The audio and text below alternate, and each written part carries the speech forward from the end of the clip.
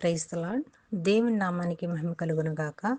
దేవుని నామం పేరట మీకు మీ కుటుంబ సభ్యులందరికీ శుభాభివందనములు. Today God promise. ఈరోజు దేవుని వాగ్దానము, though I walk through the valley of the shadow of death, I will fear no evil. Psalms 23 chapter 4th verses. గాఢంధకరపు లోయలో నేను సంచరించినను ఏ అపాయమునకు భయపడను. కీర్తనల గ్రంథము 23వ అధ్యాయము 4వ వచనము. క్రీస్తునందు ప్రియ సహోదరి సహోదరులారా, యేసు తాను మరణించట కొరకై ఈ లోకానికి వచ్చాడని మనకు తెలుసు. మరి దేవుడు ఆ గడియ వచ్చినప్పుడు ఆయన అత్యధికంగా కృంగిపోయాడు. మరణ భయము నుండి దేవుడు 2 విషయాలను మనకి తెలియజేస్తున్నాడు. ఏంటంటే, మొదటి విషయము, అప్పగించుకొని ప్రార్థన చేశాడు. మరి దేవుడు ప్రభువు ఆవరించినప్పుడు దేవుడు తను తాను అప్పగించుకొని ప్రార్థన చేశాడు. ఏమని అంటే, తండ్రి సాధ్యమైతే ఈ గిన్నెను నా ఎదురున తొలగించండి అని ఆయన దేవుని చిత్తాన్ని కావాలని ప్రార్థించాడు. మరి మనం ఎలా ప్రార్థన చేస్తున్నామో ఒకసారి మనము గమనించుకోవాలి. మరి ఎలాంటి గాఢాంధకరపు లోయ అయినప్పటికీ కూడా దేవుడు అప్పగించుకొని ప్రార్థన చేశాడు.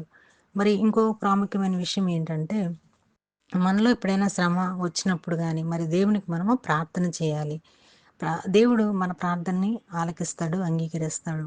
మరి మన శ్రమల నుంచి, దుఃఖాల నుంచి దేవుడు మనల్ని విడిపిస్తాడనమాట. మరి రెండో విషయం ఏంటంటే, పునరుద్ధానం నందలి నిరీక్షణ అనమాట.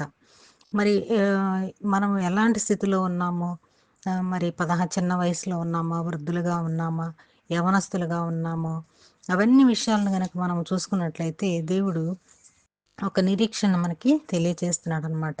అంటే దేవుడు మళ్ళీ తిరిగి లేస్తాను, మీరు భయపడకండి, ఎలాంటి పరిస్థితులైనా నేను విడిపిస్తాను అని మనతో దేవుడు మాట్లాడుతున్నాడు అనమాట. అలాగే మరి ఏ అపాయం వచ్చినా, శ్రమలు వచ్చినా, ఇరుకులు వచ్చినా, ఇబ్బందులు వచ్చినప్పటికీ కూడా మనము భయపడకూడదు అనమాట. దేవుని యందు నమ్మకం ఉంచుకొని, విశ్వాసం ఉంచి ప్రార్థన చేయాలి.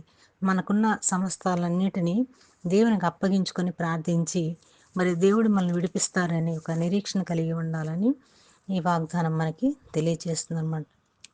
ప్రార్థన. ప్రేమ నమ్మకమైన మా ప్రియ పరలోకపు తండ్రి, మీకు ఎన్నో వందనాలు, కృతజ్ఞతాస్తుతులు చెల్లిస్తున్నాం.